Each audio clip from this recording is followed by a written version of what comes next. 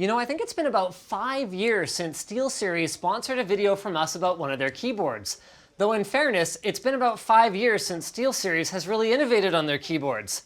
That changes today. So behind me, I've got their Apex 7 lineup. They're actually launching 8 keyboards today. These ones are using switches that were created in partnership with Gateron. They've got browns, blues, and reds, and they operate about like you'd expect. And then they've got a couple of pretty nice creature comforts. True to SteelSeries tradition, they've got a really nice magnetic wrist rest. My wife is gonna absolutely love this feature. And they've got, oh, check this out. Illumination on the USB pass-through. The coolest thing though is this OLED screen that's up here in the top right corner. Use these 2 buttons to interact with it. Actually, I don't think this, oh yeah, there we go. You've got a scroll wheel and a button right here. And that allows you to control the 5 profiles that you can have preloaded on the keyboard. Pretty nice, RGB lighting, all the stuff you'd expect. But that's not the crazy town thing today. That is reserved for the Apex Pro and the Apex Pro TKL. These are the first keyboards in the world that use what they're calling, what is this? Omni-point mechanical adjustable switches. So I've got one of those little key switch samplers here that has a bunch of stuff you're used to.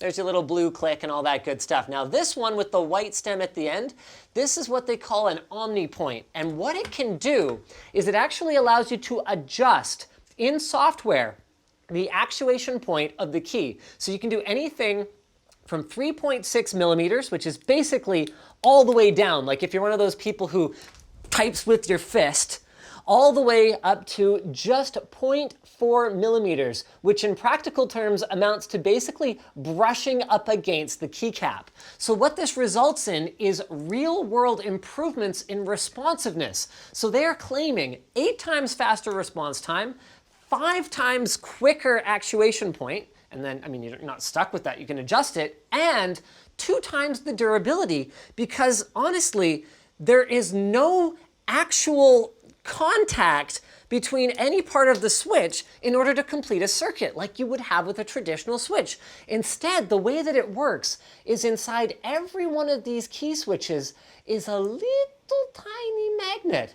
So on the PCB of the keyboard, now it's only this part here. Those are the ones that are adjustable. But on the PCB of the keyboard, under every single one of these key switches is a Hall sensor that is taking readings at least once every 0.7 milliseconds for the strength of the magnetic field in the key above it. So that's how the keyboard constantly knows exactly where the key switch is. So what that means is, in addition to being able to individually adjust your RGB profiles or whatever the case may be on a key-by-key basis, now you could actually adjust the sensitivity of every key here, so all 63 of these, on a key-by-key basis, depending on whether maybe you like to type by bottoming out, so if you're typing, you could set it like that, or maybe when you're playing shooter games or whatever else, you want to basically treat your keys as almost touch sensitive. That can all be controlled within the SteelSeries software the way that you typically would. So you got all your profiles, you can automatically switch profiles when you open up a given program, or whatever the case may be. Now, you might think, wow, gee, Linus, that sounds pretty compelling, but how does it work? Is it any good?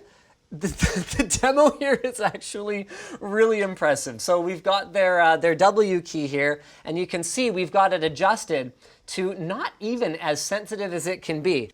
There we go. See, you can see I'm actually just adjusting it with the wheel here. All right, now, you can see here, I'm just gonna like brush against it, barely touch it, and it's actuating. Crazy, right? Then I go ahead and I change this all the way to the end, and now I try and do the same thing. No typing. Now I gotta mash it. Now this is not the kind of thing that happens overnight. The actual original patent drawings for this thing, you can look them up online on Google, were submitted 5 years ago.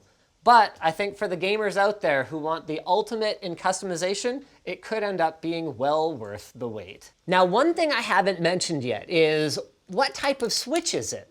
Well, the thing is, with a blue or a brown, where you've got that actuation at about 2 millimeters, The idea when they're designing those switches is to have the tactile bump as close to the actuation point as possible so you get that feedback in your fingers. Well, you obviously couldn't do that with an adjustable actuation point unless you could also adjust the tactile point, which these guys are crazy enough, it wouldn't surprise me if they're trying to figure that out, but they haven't gotten there yet. So it's a linear switch just like a red. So what I want to hear from you guys, here's about where a red would actuate. Where would you put it? Here, here, here, here? I guess the choice is kind of yours. So these are coming soon. They're going to be available for $179 for the TKL version and $199 US for the full-size one. Or if you're in another region, you can find the full pricing and availability at the link in the video description. So thanks for watching, guys. If you disliked this video, then you must not like innovative keyboard technology. Come on, guys, appreciate it. We don't get this very often. But if you liked it, hit like, get subscribed, or maybe consider checking out where to buy the stuff we featured at the link below. Also down there is our merch store, which has cool stuff like the shirt that I'm wearing. Okay, not exactly this shirt, but similar shirts. And our community forum, which you should totally join. So thanks again for watching, and thanks again to SteelSeries for sponsoring this video here at Computex 2019.